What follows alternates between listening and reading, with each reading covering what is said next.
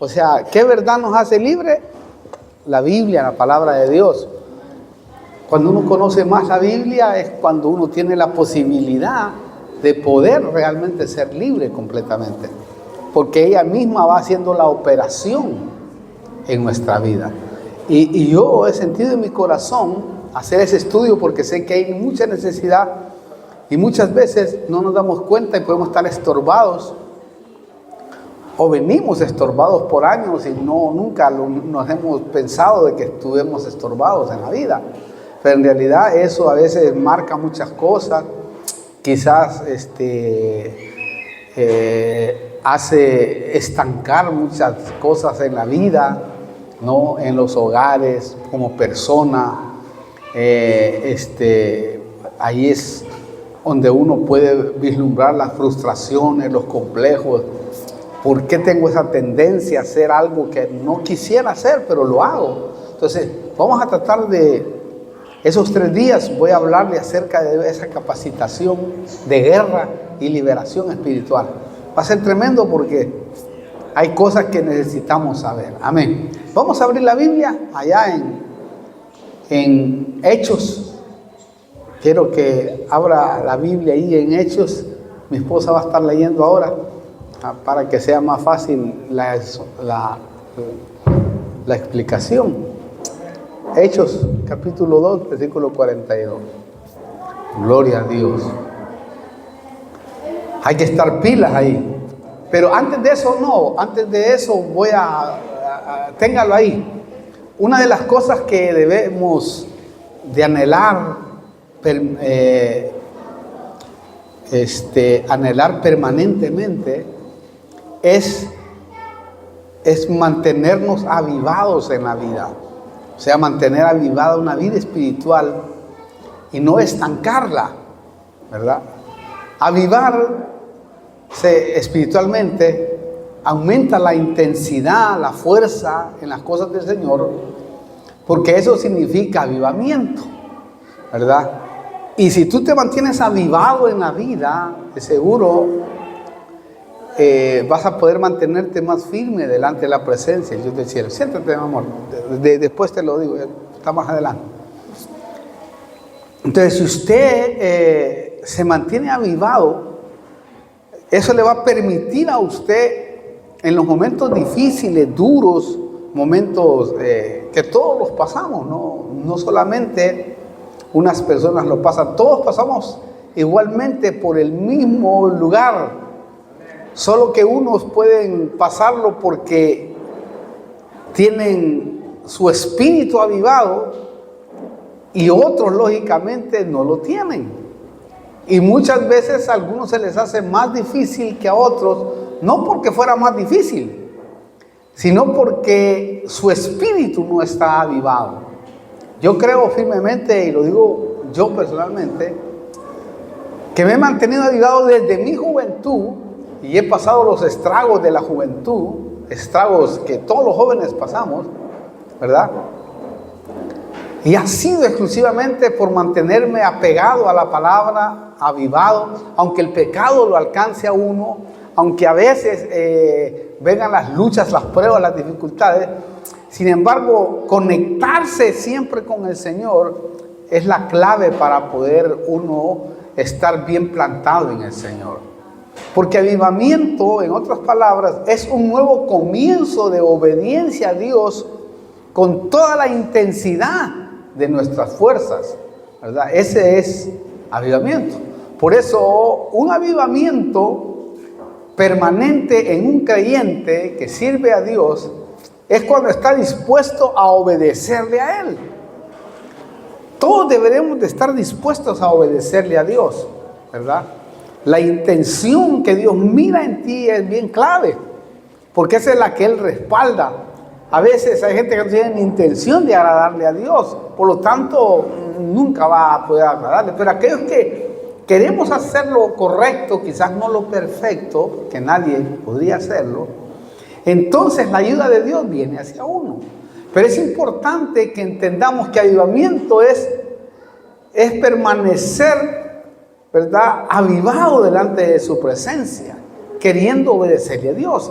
También Avivamiento es cuando estás dispuesto y preparado para los cambios que Dios te va a proponer.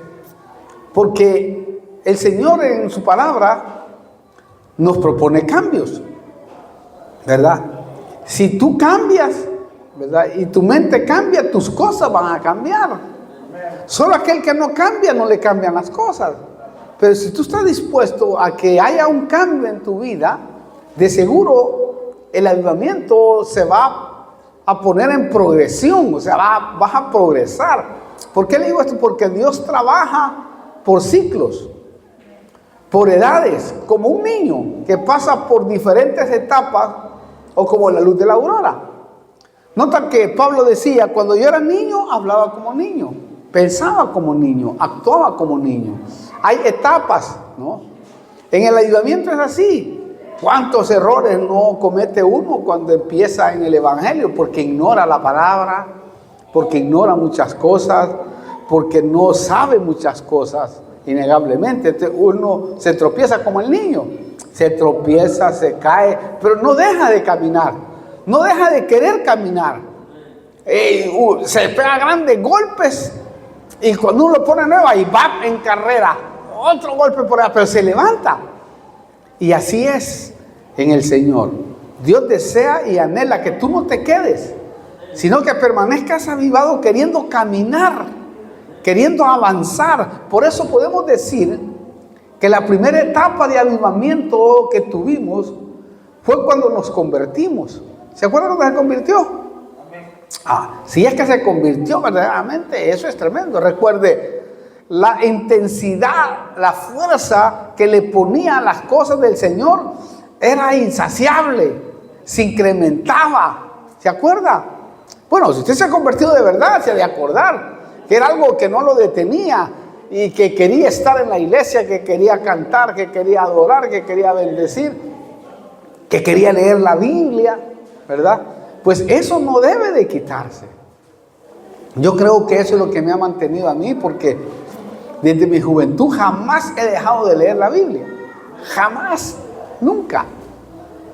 Ha sido mi pan diario, ha sido mi vida diaria, ha sido mi sostén. Es decir, es como un vicio, ¿no?, que a mí me ha sostenido toda mi vida, innegablemente.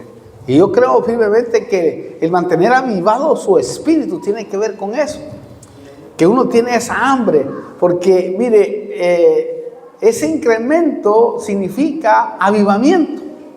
Estar avivado en la vida. Y yo creo que nuestra juventud necesita líderes que estén avivados para poder avivar a los jóvenes. Porque el problema de la juventud, bueno, yo puedo hablar con todas las leyes porque yo desde los 16 años y medio me convertí a Cristo. Quiere decir que pasé todas las etapas que pueda pasar un joven, ¿no? Etapas tremendas que pasa la vida de un joven. Es impresionante, hermano. Por eso es que Dios comprende a la juventud. Por eso le decían a Pedro, cuando eras joven ibas donde tú querías, pero cuando seas viejo otro te seguirá e irás donde tú no quieras ir. Es decir, eso es respeto a la juventud. Dios respeta a la juventud y Él, Cristo, se hizo hombre para probar cómo se siente ser hombre. Y es impresionante, hermano, porque aquellos que conocemos la vida del Evangelio, ¿verdad?, desde la juventud, nos damos cuenta lo difícil que es pasar ese tramo. Si tú logras pasar ese tramo, wow, es impresionante. Yo creo de que la única forma de pasar ese tramo, ¿verdad?, aunque sea tambaleando, es sumergido en Dios. Pues yo así lo pasé, hermano, ¿verdad? Y sé lo difícil que es cuando la carne te invade, cuando el pecado viene, cuando la tentación te está a las puertas. Es impresionante, la verdad. Esa etapa es una de las etapas más difíciles, pero yo creo que Dios anhela jóvenes consagrados a Él. Yo sé que si logras encontrar esa estabilidad, ya la hiciste. Aparte, mire, en esta primera etapa de avivamiento, ¿verdad?, que tuvimos, hubo un cambio, ¿se acuerda? El gozo se incrementó, la paz, la vida, empieza uno a verse diferente en el espejo y dice, Dios mío, cómo me veo de raro. Empieza uno a verse en la vida y empieza Dios a tratar con uno. Y es tan lindo porque en esa primera etapa el avivamiento es tan maravilloso porque uno le habla a cualquiera de Cristo. Más primeramente a su familia, ¿no? Yo, pues, gracias a Dios, a la primera a uno de los primeros que salvé fue a mi mamá, ¿verdad? Que era una señora totalmente idólatra, 60 años en la idolatría. Imagínense cómo sacar a una persona de 60 años de idolatría. Después a mi abuelita, como 80 años de idolatría. Después que se convirtió a Cristo, se murió, gracias a Dios que la llevó el Señor. Pero lo que trato de decir es de que hubo ese momento de avivamiento que me hacía ir hacia aquellas personas que amaba para que se salvaran. Por eso, hermano, para que haya avivamiento en la iglesia, se necesita a los que sirven que estén avivados primero. Porque si los que sirven no están avivados primero, ¿cómo van a avivar a los demás? Es imposible. Si los que sirven están peleándose los unos a los otros y hablando uno de los otros, no sirve. ¿Me entienden lo que quiero decir? Lo que va a hacer es traer división, traer censura, traer envidia, traer mucha basura que no vale la pena realmente que la iglesia viva eso. También el que sirve tiene que estar dispuesto a hacer los sacrificios necesarios para darle lugar al avivamiento.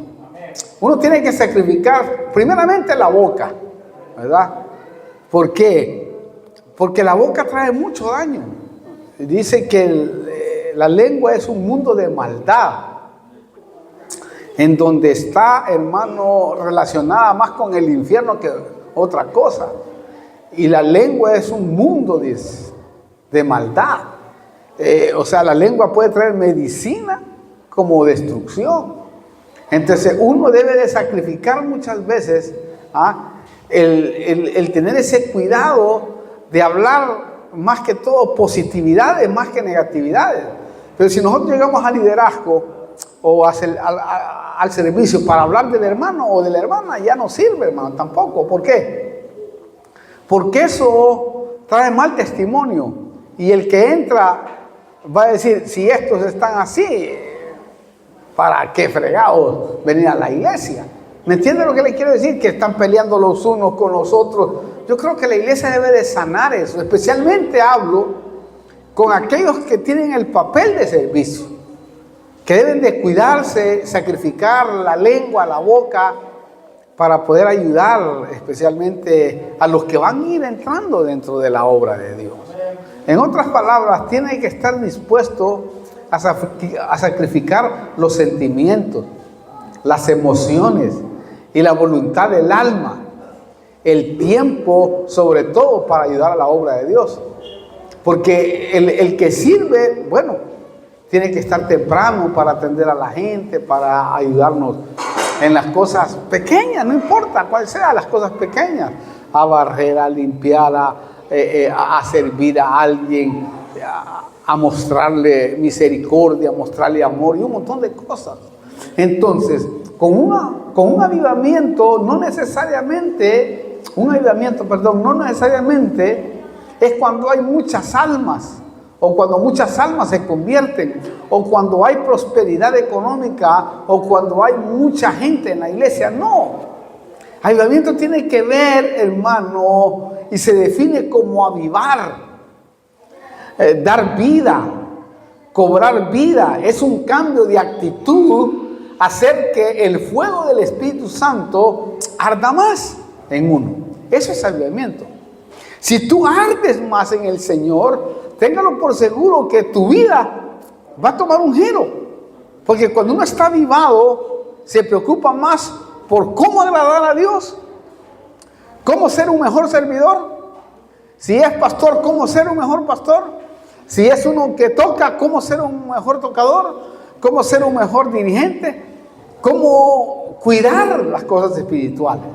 Yo creo que lo puedo hablar con toda libertad porque Como le digo, yo desde que me llamaron a servir hasta el día de hoy, tengo más de 40 años, desde los 16 años y medio, imagínese usted, jamás dejé de servir a Dios, en todos los ámbitos.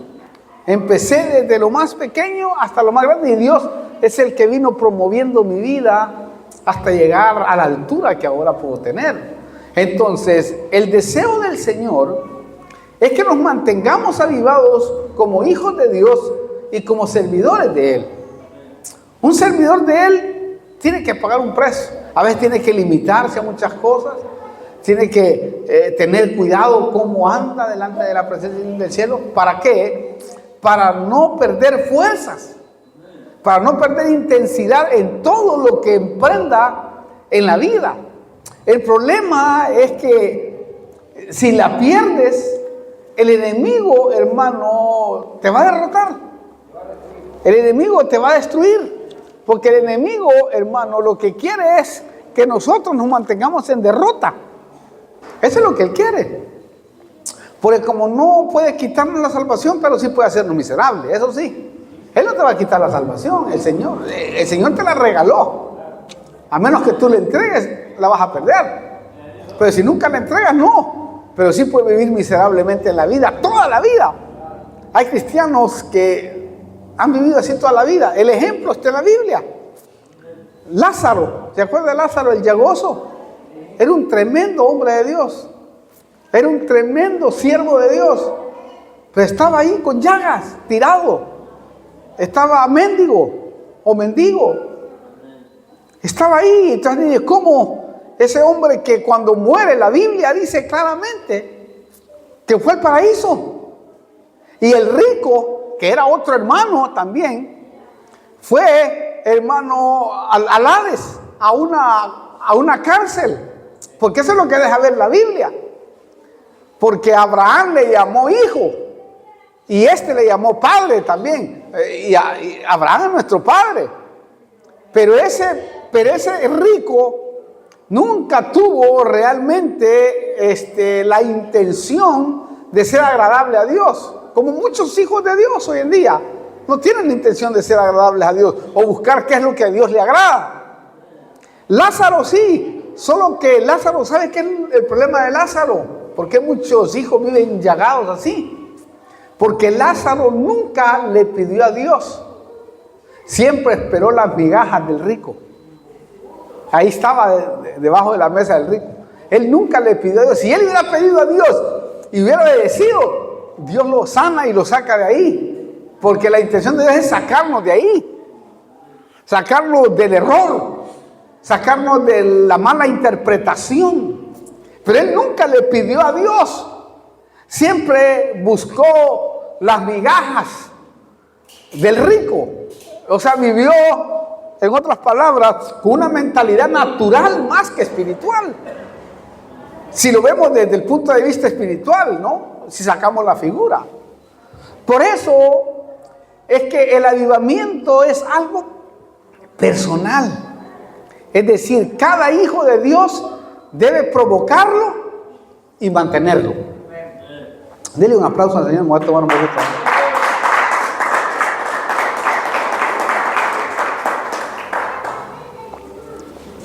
Si usted no lo provoca y lo mantiene, tarde o temprano viene una lucha, la prueba, la dificultad, lo va a tirar. ¿Cuántos hemos visto que han caído y después regresan, pero regresan todos apaleados, algunos enfermos, otros, sí, hermano, así? ¿Me entiendes por qué? Porque no te mantuviste creyendo en Dios, no te mantuviste confiando en Dios. Tú tienes que confiar en el Señor. Si una cosa a mí me ha sostenido es que yo toda mi vida, desde mi juventud, dependí de Dios. Mi dependencia es totalmente de Él. Y esa dependencia me ha hecho ver milagros, señales, maravillas, cosas extraordinarias. Ahora, ¿cómo se sabe si se está provocando un avivamiento en nuestra vida? Porque esa es la pregunta, ¿no? ¿Cómo sé yo que estoy provocando un avivamiento? Alguien me preguntaría eso. ¿Cómo sé? Yo creo, hermano, que se incrementan varias cosas. cuando uno está.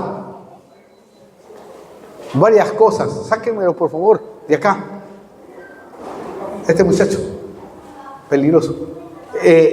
¿Sí me entiende lo que trato de decir? Se incrementan varias cosas acá. Cuando ¿qué se incrementa? Me voy a ubicar de nuevo porque me quitó la atención. Porque a veces se me cruza este muchacho ahí y es un problema. Ahora, ¿cómo se sabe, repito la pregunta, si se está provocando un avivamiento en nuestra vida? Yo creo, le decía, que se incrementan varias cosas. Por ejemplo, se incrementa el amor fraternal. Uno empieza a amar a aquella gente que nunca ha tenido un coloquio con ellos. Empieza a amar incluso hasta a los enemigos. Uno empieza a sentir algo que dice, no, esto no está bien, ¿verdad? Luego se incrementa el perdón. Uno puede perdonar incluso a aquel que le hizo daño. Y dice, Dios mío, ¿cómo es que siento amor por esta persona? Bueno, lo primero que me puso a mí Dios fue eso. Y tuve que perdonar a una persona que yo odiaba. ¿Usted sabe qué es odiar? No sé si usted ha odiado alguna vez, pero yo odiaba a una persona, hermano, que no podía ni verla, ¿verdad? Aunque uno, por supuesto, las perdona y quizás nunca tendrá comunión con ellos. Pero yo odiaba le escupía en la cara cuando se le ponía enfrente. Imagínense cómo era cuando era inconverso, ¿no? Era una de mis cuñadas que tenía, malvada, terrible. Y ella, lógicamente, cuando yo le fui a pedir perdón, ella se quedaba asombrada de Franklin. ¿Cómo? Yo no creo que sea Franklin el que me está escribiendo, porque tuve que escribirle de un país a otro. Yo estaba en Estados Unidos, ahí estaba en El Salvador, Centroamérica. Y el día que me convertí, lo primero que me puso el Señor fue amor por esa mujer. Qué raro, ¿no? Y yo sí que no la podía ver ni en pintura, hermano. Quería colgarla literalmente, porque había hecho daño a mi hermano, ¿verdad? Y lógicamente era mi familia y era una cosa así. Y yo le mandé la carta y decía, no, lloraba aquella mujer, me comentaba el que le llevó la carta. No creo que sea Franklin, yo conozco a Franklin porque era terrible yo cuando era jovencito, hermano. Al menos desde los 11 años. Yo tenía 11 años, pero pesaba como de 30 años. Imagínese usted, hermano, ya a los 14 años, wow, era tremendo. Ya no digamos a los 15, ¿verdad? Era algo horrible realmente. Y tuve que hablarle por teléfono. Aquella mujer sentía que temblaba, hermano, los dientes, pensando de que yo era el que le estaba hablando, porque para ella yo era un diablo, un terror en su vida. Y le dije, no, yo la perdono, la verdad, perdóneme por todo el daño que le he causado. Pero ¿cómo es posible? Bueno, en el tiempo se convirtió a Cristo para la gloria del Señor. Entonces, esto es impresionante. Eso es lo primero que uno siente. Después viene el gozo. Uno empieza a sentir el gozo de la salvación. Empieza a verse distinto en el espejo y dice, ¡hala, qué tremendo! Empieza a cambiar de vida. Te alejas de la contienda, de la pelea. Te alejas de la gente malvada. Te alejas de las compañías que no son agradables a Dios. Y dices, no, a mí no me conviene estar con estas compañías. ¿Por qué? Porque te inducen a la droga, te inducen al alcohol. Entonces yo, hasta ahí, ya no, aunque amaba a las personas, pero de familiares incluso también, que sé que no andaban en orden, no que no los dejaba de amar, sino que digo, ya no los voy a visitar mucho, porque sé que estos no hablan de cosas buenas, sino de contaminación y todo eso, hasta que me convertí bien a Cristo, pude irles a hablar de Cristo, ¿verdad? Y así, apártate de la contienda, de la riña, de las disensiones, se aparta de los celos, de la murmuración, de la envidia y de muchas cosas. Uno ya no mira eso porque está enfocado a cómo restaurar su vida, enfocado a cómo luchar, enfocado a decir, Señor, ayúdame, ¿verdad? Quiero salir adelante en esta situación.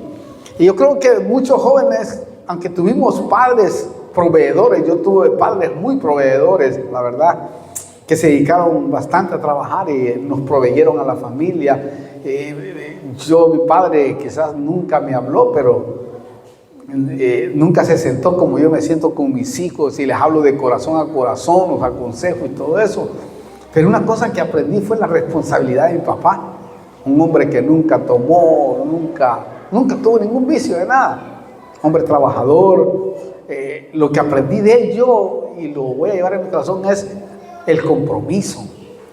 O sea, la responsabilidad, el ser trabajador, el ser peleador, el luchar. Una cosa que tenía mi papá era eso, era un hombre luchador, un hombre que tuvo muchas cosas, tuvo riquezas, pero porque él fue un hombre peleador, un hombre que trabajaba realmente y tuvo todo lo que tuvo, fue porque tenía un corazón muy grande también hacia las personas. Y yo luego lo aprendí eso de él, sin palabras, solo viéndolo vivir nada más. Y una cosa impresionante de mi mamá también, una mujer fuerte, una mujer con un corazón muy grande, ¿verdad? Sin palabras, que ellos se dedicaban más a trabajar que otra cosa, ¿verdad? Nunca nos faltó nada, gracias a Dios. Siempre fueron gente que ayudaba a los demás. Entonces, es muy importante que nos demos cuenta que en este proceso uno tiene que tener esas actitudes. Por eso uno se vuelve raro cuando su espíritu no está avivado. Si tu espíritu no está avivado, eres raro. Sí. ¿Por qué? Porque eres incomprensible, porque no tienes paciencia, porque no eres condescendiente con tu hermano, ¿verdad?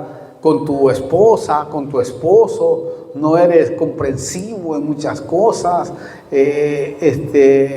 y muchas cosas más, ¿verdad? ¿Por qué? Porque no estás avivado, pero cuando estás avivado, sabes cuándo debes de callar, sabes cuándo debes de hablar. No digo que todo el tiempo es así, a veces lógico la carne salta, ¿verdad? Y que es válido en sus momentos, por eso dice la Biblia, iraos, pero no pequéis. Quiere decir que va a haber momentos en donde la ira te va a llegar. El pecado es cuando la ira te lleva hacia otro extremo en donde vas a dañar a la persona. Ahí sí ahí se convierte en pecado. Pero uno se vuelve raro cuando su espíritu no está avivado. Es decir, se vuelve evasivo a la comunicación, a la unidad, ¿verdad? La gente cuando no está avivado siempre pasa amargado, enojado con fulano, con sultano, todo lo mira mal, no puede comprender al hermano o a la hermana, que también tiene sus áreas, que también tiene sus problemas, porque nosotros solo miramos a veces el problema de los demás, pero no miramos nuestro propio problema. Se lo aseguro que si usted estuviera viendo su propio problema, viniera a la iglesia a adorar y bendecir a Dios y decir, Señor, ten misericordia de mi vida. Pero por lo general, a veces la gente no viene a recibir, ¿verdad? Algunos, la mayoría por supuesto que sí. Por eso viene uno a la iglesia, porque quiere llevarse una palabra de restauración, una palabra que lo llene, una palabra que lo libere, una palabra que lo avive. Pero cuando uno no está avivado, sucede eso. Entonces, estamos en el tiempo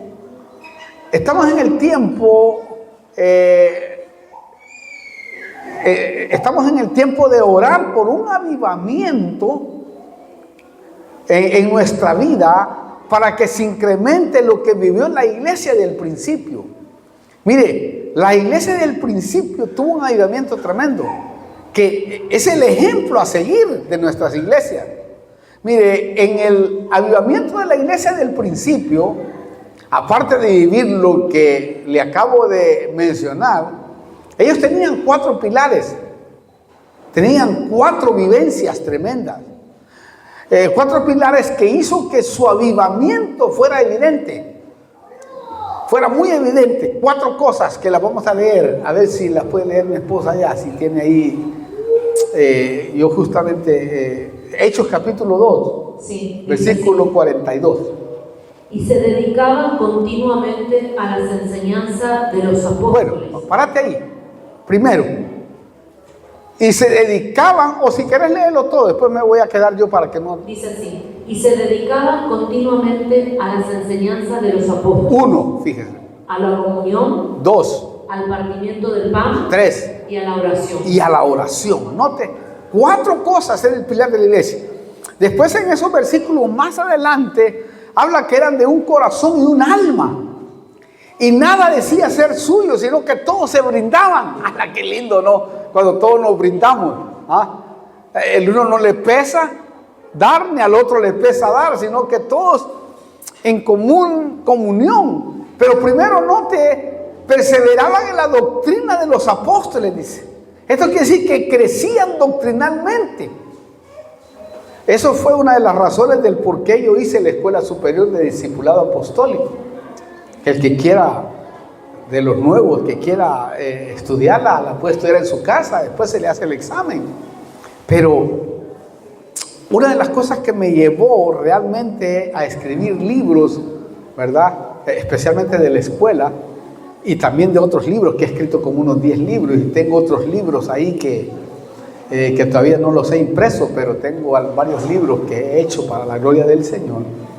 Pero uno de los libros que me llevó para hacer fue especialmente los 3 tomos de la Escuela Superior de Discipulado Apostólico, porque allí el Señor me mostraba de que debo de enseñarle a la iglesia qué es ser un discípulo, luego qué es ser un líder y luego qué es ser un ministro, ¿verdad? Sus características, sus dones y todo lo que un líder puede tener.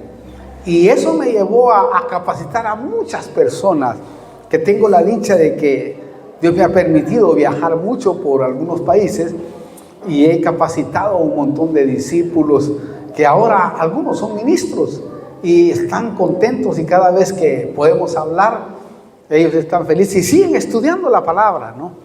Pero eso me llevó, ¿verdad?, a avivar en el ámbito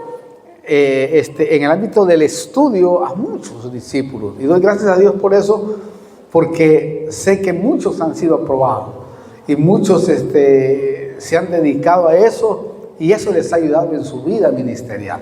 Entonces, esta iglesia tuvo la dicha, ¿verdad?, de perseverar en la doctrina de los apóstoles, porque la doctrina apostólica cambia, transforma. La doctrina apostólica tiene revelación, y la revelación se necesita para crecer. Si usted no tiene revelación, le va a aburrir el evangelio, tarde o temprano. Yo creo que si no hubiera tenido mentores apostólicos y proféticos, yo creo que no sé si hubiera resistido, no sé si hubiera llegado hasta aquí, no sé si hubiera tenido solo hubiera conocido a Jesús nada más. Yo creo que muchos tienen el problema ese de solo conocer a Jesús, pero no a Jesucristo, que eso es muy diferente. Conocer a Jesús es conocer a Jesucristo, a Jesús como Salvador. Él es nuestro Salvador. Pero Pablo nos da una lección que dice: yo ya no quiero conocer a Jesús solamente, yo quiero conocer a Jesucristo como Señor. Como Señor es distinto conocerlo, porque ya cambia la forma de la que uno se mueve. Entonces, primero, esta iglesia, vemos ahí que tenía doctrina, crecían en la doctrina apostólica, porque anhelaban y deseaban, ¿verdad? ¿Por qué? Porque el oír palabra de Dios incrementa la fe, más si tiene revelación. ¿Me entiende? Otra cosa que hace evidente un avivamiento acá es que la persona número 2, dice acá, busca comunión. Busque comunión, hermano, delante del Señor. Porque comunión aquí dice que se dedicaban a la comunión, la ponían como una prioridad. Es decir, si usted no tiene comunión con los hermanos, es muy triste. ¿Sabe por qué? Porque fíjese que hay un versículo que se me está viniendo ahora que dice que en la comunión de los hermanos hay perdón de pecados. Es decir, que si yo tengo comunión con usted conmigo y con los hermanos, comunión sana, no para criticarlo, sino para sonreír, para estar juntos, para compartir, hay perdón de pecados. Mire qué tremendo eso, hermano. ¿Qué le parece a usted cuando nos reunimos a comer juntos acá? Quizás un pedazo de torta o algo, una comidita, así. Dios está obrando de ahí. Por eso aquella iglesia era sana. Porque dicen que tenían comunión los unos con los otros. Entonces háblese de repente, hermano. O háblele a uno, mire, vení, comamos juntos acá, hablemos, charlemos. Eso es muy lindo. Por lo tanto, no había lugar en esas iglesias para las divisiones. Porque en la comunión no hay lugar porque se destruye todo pecado. Otra cosa que hacía evidente el avivamiento en la iglesia del principio, número 3, era el partimiento del pan. Dice ahí, es decir, buscaban compartir la bendición. O sea, no había que andar rogándole a la gente para que ayude. Era automático. O sea, no, yo ayudo, no hay problema. ¿Qué es lo que hay que poner? ¿A dónde hay que ayudar? Hoy uno tiene que andar detrás de la gente. Este hermano, ¿nos puede ayudar con esto? Veo que cómo se siente uno, ya uno se siente hasta mal. Yo a veces pongo a otro mejor a decirle, porque yo digo, yo no quiero decirle nada. Yo siempre he preferido no comer y siempre he preferido aguantar y siempre he preferido aguantármela solo, ¿verdad? Que poner carga sobre mi hermano. Ahí tengo a mi esposa, que mi esposa no tiene problema en decirle y ponerlo firme, ¿verdad? Pero yo sí, toda mi vida he sido así, claro que no está bien, pero es importante que nos demos los unos a los otros. Yo creo que el partimiento del pan los unos con los otros es importante, hermano. No tenemos que estarle rogando casi mucho. Yo creo aquí tenemos gente muy, la verdad, muy extraordinaria, gente muy especial que ayuda a la obra de Dios en eso. No todos, pero tenemos gente que sí está presta a ayudar. Por eso nunca nos ha faltado en los convivios, en las fiestas. Siempre ha habido gente que lo hace, ¿verdad? Pero aquellos que no lo hacen, deberían hacerlo. Claro, aquí también nos puede hablar, en este punto, del compartir la cena del Señor en los hogares, ¿verdad? El esposo puede compartir con la familia la Santa Cena, porque así lo hacían allá también. El esposo como autoridad debería reunir a sus hijos, ¿verdad? Y a su familia y una vez puede hacerlo. Otra cosa que hacía evidente el avivamiento en la iglesia del principio, número 4, era la oración. Mire, la oración es clave, hermano. El culto de oración que tenemos acá, ¿verdad? Necesita realmente que la gente se vuelque, aunque sea solo para estar ahí nada más, quizás no orar, porque yo pongo a 6 a orar de repente, ahí, ¿verdad? Para que oremos un poquito cada uno, pero no necesariamente tiene que orar, sino tomarse un tiempito, que no es mucho, mire. Tenemos un culto de oración, un culto de alabanza un rato, y después un poquito de la palabra, como para poderle no quitar ese culto de oración, porque para mí, y toda la vida ha sido así, para mí el culto de oración es el culto más importante. Si he fallado yo en estos últimos meses, a veces he fallado exclusivamente por lo que me había pasado, por lo que he tenido, pero yo el culto de oración es uno de los cultos que amo mucho más que cualquier otro culto. Me encanta estar con los hermanos. Había estado solo con el que puse de encargado nada más. Hemos estado aquí de rodillas orando, ¿verdad? Pero toda mi vida ha sido así. Desde todo mi ministerio he tenido el culto de oración. Para mí es clave, hermano.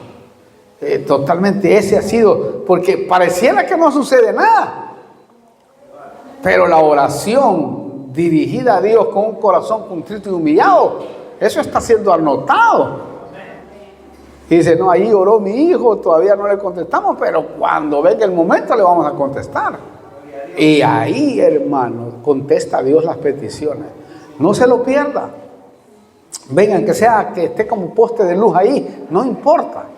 El punto es que usted esté presente, porque en el culto de oración hay un ambiente que se mueve. ¿Ah? Que de repente, quizás no todos están conectados, pero que esté uno o dos conectados, la gloria de Dios cae. Y la gloria de Dios es muchas cosas, hermano. Amén.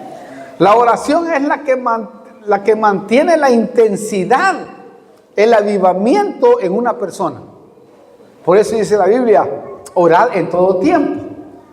Cuando dice que orad en todo tiempo, no significa que todo el tiempo está de rodillas, que todo el tiempo está ahí, sino que uno puede estar orando en el trabajo, en el auto, en la ruta, qué sé yo, en los momentos, ahí lavando los platos, en el baño, antes de acostarse o cuando se levanta, dar gracias a Dios. Dice, dar gracias a Dios en todo. O sea, ese es un tipo de oración, dar gracias a Dios. Dice, decir, gracias Señor porque me levanté, gracias porque pude despertar, gracias porque mis hijos, bueno, están aquí, están sanos, gracias Señor porque me han dado un día más de vida. Ese tipo de oraciones es muy importante, dar gracias a Dios en todo. Gracias Señor por mi trabajo, gracias por lo que hice hoy, gracias Padre porque me permitiste ir a la iglesia. Son cosas pequeñas, pero que son tan grandes para Dios que usted no puede imaginarse. Gracias porque pude hablar con el hermano, gracias porque pude llegar. Y después la oración personal, ¿no? Después la oración con dos o con tres o con cuatro, qué sé yo.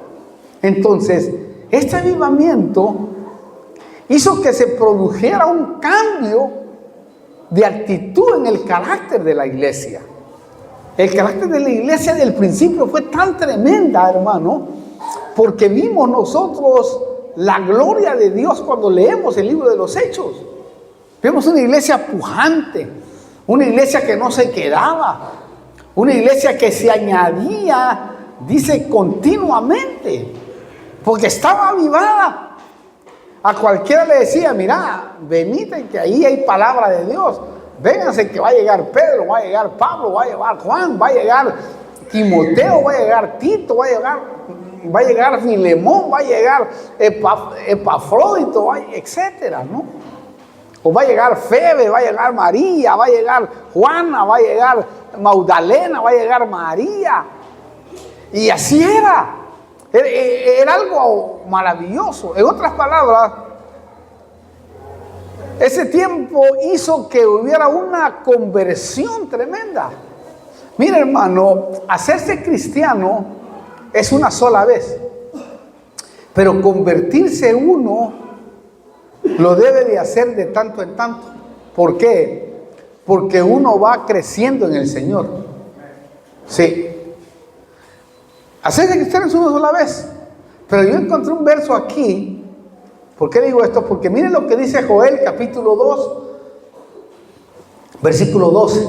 Miren cómo dice. Dice así: aún ahora, declara el Señor, volved a mí de todo corazón, con ayuno, llanto y lamento. Otra versión dice: convertíos a mí con todo vuestro corazón, con ayuno, lloro y llanto. ¿Oyó eso? Convertíos a mí con todo vuestro corazón. La 60 dice así: convertíos a mí con todo vuestro corazón, con ayuno, lloro y llanto. Ahí no le está hablando al inconverso, le está hablando al pueblo de Dios, a los hijos. Quiere decir que uno puede convertirse, ¿verdad?, todos los días, hacerse cristiano una sola vez. Pero aquí convertirse está significando que debe haber un cambio. Porque si usted nota, la conversión de tanto en tanto es para que el pueblo, es para el pueblo de Dios. ¿Por qué? Porque conversión significa mutación de una cosa en otra. También significa mudanza de una vida en otra. También significa transformación profunda de las creencias espirituales de una persona. también significa mudar, volver una cosa en otra. Mire todo lo que significa. Quiere decir que cuando uno se convierte, se muda a otra cosa. Entonces, el primer avivamiento de conversión fue cuando conocimos a Cristo, cuando nos hicimos cristianos por primera vez. Es que eso es emocionante, hermano. Mantener esa emoción es emocionante, y más si es toda la vida. Yo he tenido la dicha de que desde que me convertí a Cristo, jamás, ¿verdad?, me volví atrás. Esa es una dicha muy grande. Tuve problemas, como le digo, a uno le alcanza el pecado en mi juventud, pero nunca rápidamente me reconciliaba con Dios, y nunca dejaba de brillar y de pelear y de luchar y de leer y de meterme con Dios y de buscar a Dios en ayunos, en lágrimas, en tantas cosas. Eso sí, el tener animado nuestro espíritu nos va a ayudar a ir experimentando las transformaciones que necesitamos mientras caminamos en el Señor. Sí, porque mientras caminamos en el Señor tenemos que sufrir transformaciones. Y usted, si usted no ha sufrido transformaciones, pregúntese ¿por qué? O no está sometiéndose, o no está buscando al Señor como debe buscarlo. Porque yo creo que como cristiano, como persona, tiene que buscar, uno tiene que buscar un motivo para mantenerse avivado. Quizás estudiar la palabra. Por eso, como le dije, mire, ahí tenemos un cartel que tiene un sinfín de materias. Y lo hice exclusivamente para que la gente se mantuviera estudiando la palabra. ¿Sabes por qué le digo esto? Porque eso es lo que me ayudó a mí. Yo era un joven muy frustrado, hermano. Por decirlo así, yo le llamo un marihuanero diplomático, porque mis padres no sabían que lo era, innegablemente. O sea, casi estaba bien escondido, pero fumaba mucho marihuana. Y llegaba bien a mi casa, ¿verdad? Mi padre, mi mamá más que todo, me dijo, cuando yo le comenté a mi mamá, cuando me convertí a Cristo, mamá, le dije, yo era marihuanero. ¿Qué? No creo. Sí, mamá, mire, no sabe, 15 puros nos fumábamos con 4 personas diario. Y después bajábamos y seguíamos fumando de la noche.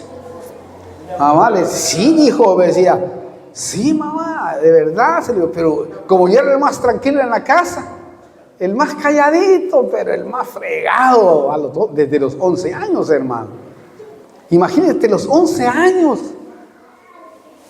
Dios mío, y eran paquetes de marihuana que recogía así, no era que puchitos así. Allá en nuestro país donde yo nací, la tierra es muy fértil, se sembraban pero miles de marihuana. Incluso hasta yo tuve una plantación de marihuana a los 12 años, 13 años. Imagínense, ahí en el río. Y de ahí nos subastábamos, ¿verdad? Aunque no tenía necesidad, porque mis padres eran hombres trabajadores, gente proveedora. Pero ellos no sabían lo que hacían sus hijos, porque como ellos trabajaban, nosotros nos quedábamos en la casa. Y era una cosa impresionante, hermano. Imagínense mi vida, de los 10 o 11 años empecé, hasta los 16 años y medio que el Señor pues me transformó, me cambió e hizo la obra. Pero en esa edad era terrible, hermano. Era alguien que no tenía futuro realmente. Pero cuando me convertí a Cristo, así como le di a la marihuana, así le di también a la palabra del Señor hasta el día de hoy. Y qué rico fue eso, maravilloso, hermano. Denle un aplauso al Señor. Es que totalmente fue así. Entonces, esto a mí me permitió ¿verdad? Mantenerme avivado me permitió tener ahora esta bendición de poderle transmitir el evangelio a la gente. Entonces, el primer avivamiento de conversión fue cuando conocimos a Cristo, cuando nos hicimos cristianos por primera vez. Eso sí, el tener avivado nuestro espíritu, repito, nos va a ayudar a ir experimentando las transformaciones que necesitamos mientras caminamos en el Señor. Por eso, 2 Corintios 3:18 dice así. Dice así: pero nosotros todos, con el rostro descubierto, contemplando como un espejo la gloria del Señor, estamos siendo transformados en la misma imagen de gloria en gloria, como por ejemplo el Espíritu. ¿Oyó? La palabra somos transformados indica que estamos en el proceso de transformación por el Espíritu Santo. O sea, a medida que nos vamos dando, el proceso de transformación viene dándose. No se tiene que afligir usted el ir siendo transformado, es poco a poco. Pero se va a hacer poco a poco si usted empieza el proceso de transformación, de restauración. O sea, no es rápido. Mire, no se frustre, no se ponga triste si no ha avanzado. Este es como un ACV, es como este que tengo yo, es tan lento, esto que me dio es tan lento que como yo siempre he sido rápido, yo quisiera ya, hermano, que no se me caigan las cosas de esta mano, por ejemplo. Pero a veces pienso que las llevo agarradas y de repente se sueltan. Y me molesta a mí mismo, ¿me entiende? O hacer cosas. Un día de esto dije, voy a empezar a trotar. Ya como estoy caminando, cuando empezó a trotar me pegué una caída, hermano, que se me aflojó todo de una vez, mi pie. ¡Wow! ¿Y qué pasó? Si me sentía tan atlético. Pero voy a intentarlo de nuevo, pues soy como el niño que voy creciendo hasta que lo voy a alcanzar en el nombre poderoso de Jesús. Pero ha sido lento. Denle un aplauso al Señor, hermano. Déselo.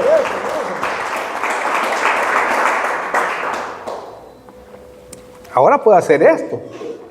Pero antes no podía hacer muchas cosas, no podía hacer. No podía subir gradas. Hoy subo gradas cargado. Y voy cargado y voy lo hago ¿cómo le puedo decir la palabra? Lo hago adrede para decirle a mi cuerpo que puede lograrlo.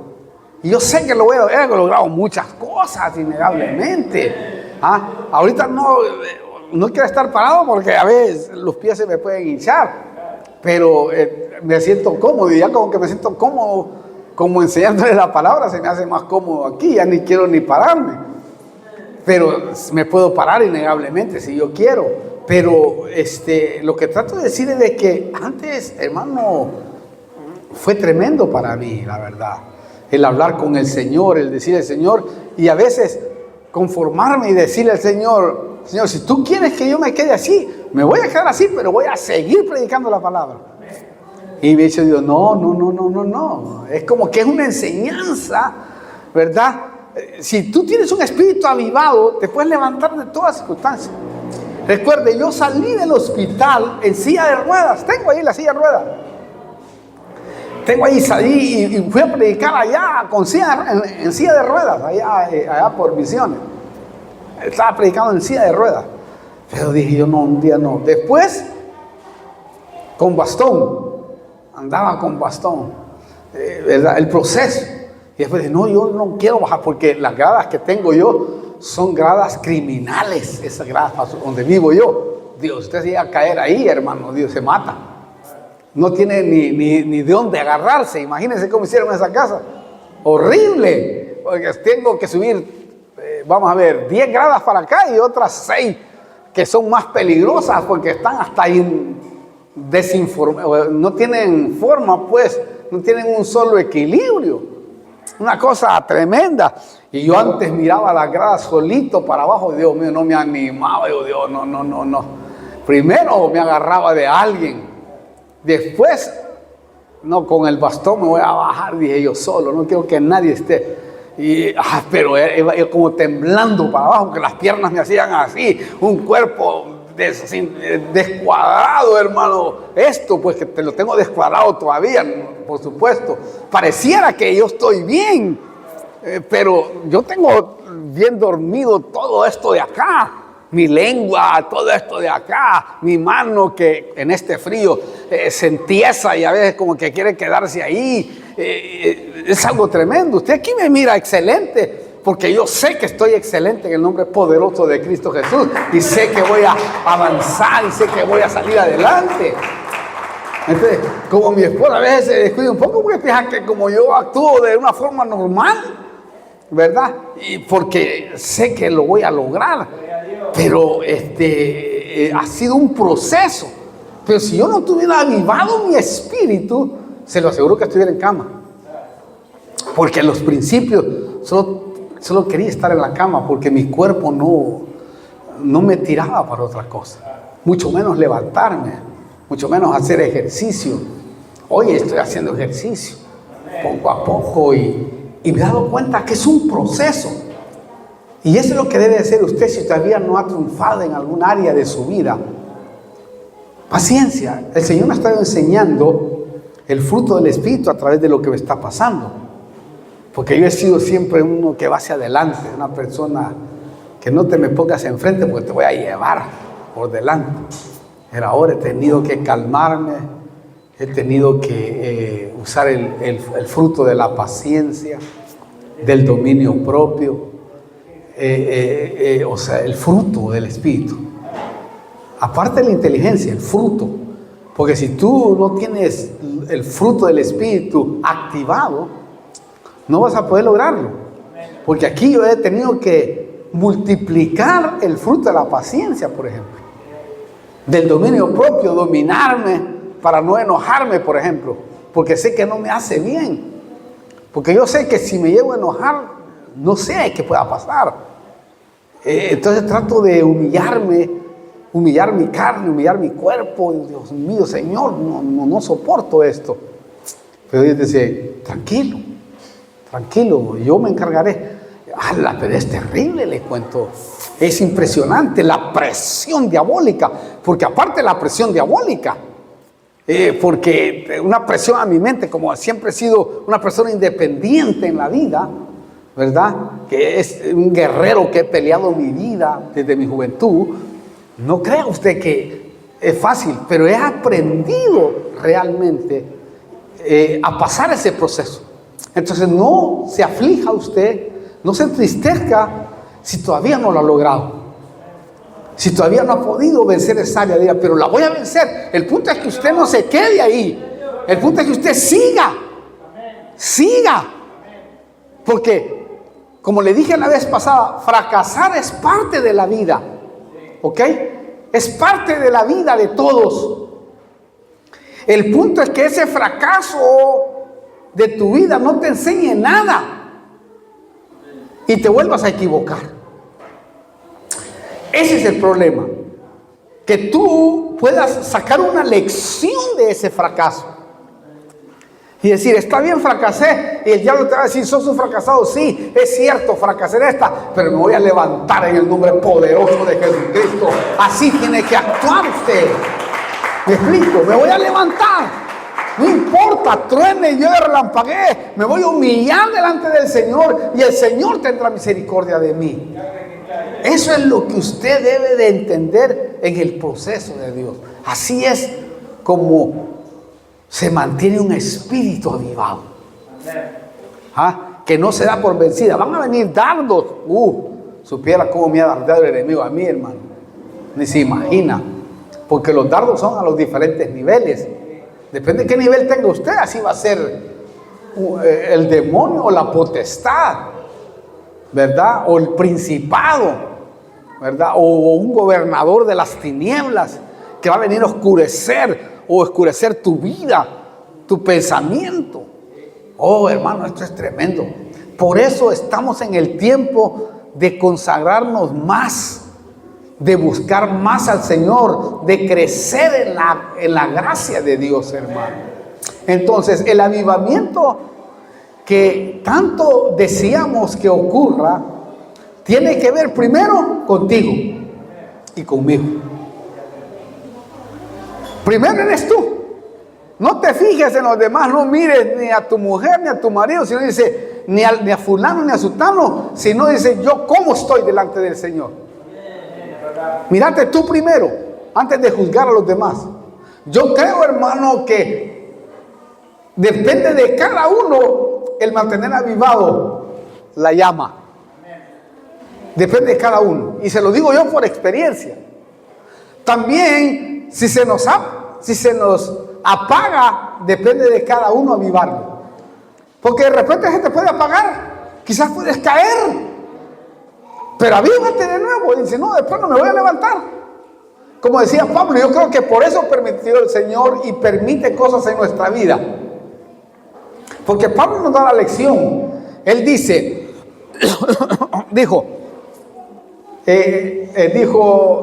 vamos a ver, se me ve el pasaje, ahora se va a venir, derribado, pero no destruido. Quiere decir que quizás a veces te van a derribar, pero téngalo por seguro que si tu espíritu está ayudado, nunca te van a destruir. Amén. Por eso no espere que otro lo avive, avívese usted, porque esa es la razón del por qué le dieron el Espíritu Santo. Esa es la razón del por qué te dieron el Espíritu Santo. Te lo dieron exclusivamente porque va a depender de ti. Porque de ti dependen tus hijos, tu familia, tu esposo, tu esposa.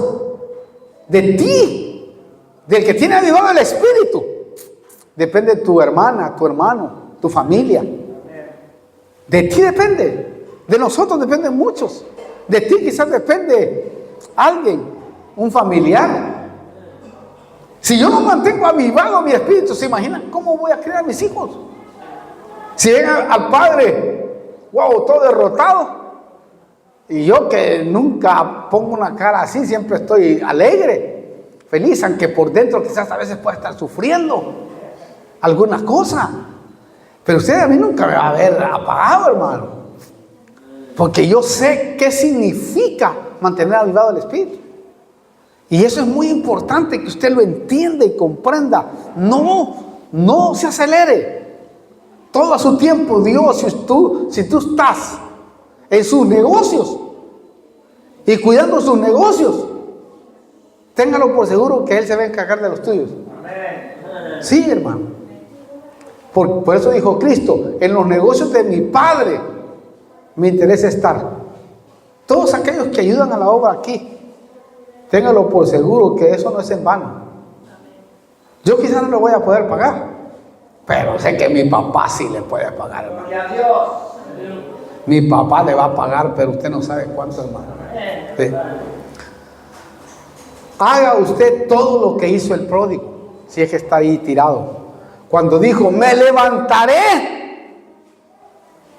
e iré a mi padre, volveré a mi casa. Hay muchos que quizás están caídos ahí.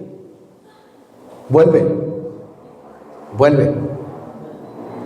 El pródigo, mire, ese tuvo el valor de hacerlo, hermano. Puede que tener valor, porque todos sabían que él estaba allá en la posilga. Todos sabían que él andaba, hermano, peor que un drogadicto. Porque andaba, pero ay Dios mío, hermano, en todos los vicios. Hasta los vicios de prostitución. Imagínense con cuánto andaba este tipo ahí. ¿Ah? ¿Qué hizo, hermano? En todos esos bares, en todos los lugares. ¿Ah? Que él con el dinero de papá pagaba fiestas.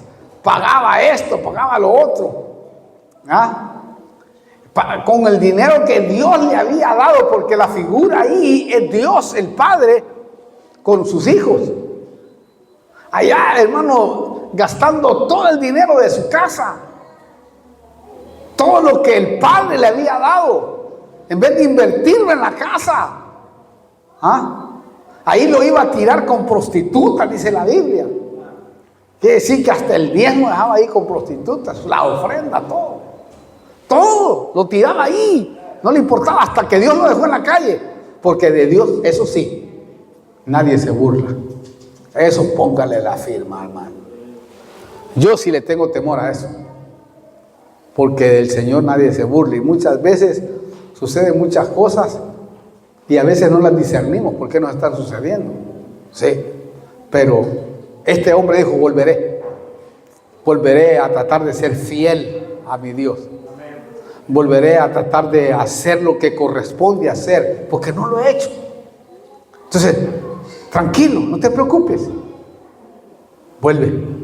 ¿Por qué? Porque ahí, en la casa del padre, del pródigo, había palabra del padre. Es decir, había doctrina apostólica. Había comunión con su padre, con sus hermanos, con su hermano. Hay pan de sobra, porque él mismo dijo, hay pan de sobra, los jornaleros comen. Y yo quiero ser como un jornalero. El padre dijo, no, tú no puedes ser como un jornalero porque eres mi hijo. Eres mi hijo. Dios no te va a tomar como un jornalero cuando regrese, no, te va a tomar como hijo. Te va a volver a dar otra vuelta a la posición, a ver si la aprovechas. ¿Me explico? Ahí hay pan de sobra para compartir, decía. Y hay pan de sobra y oración para no caer en la tentación de nuevo. Bueno, yo termino diciendo lo que le dijo Pablo a Timoteo, allá en 2 Timoteo 1, versículos 6 al 7.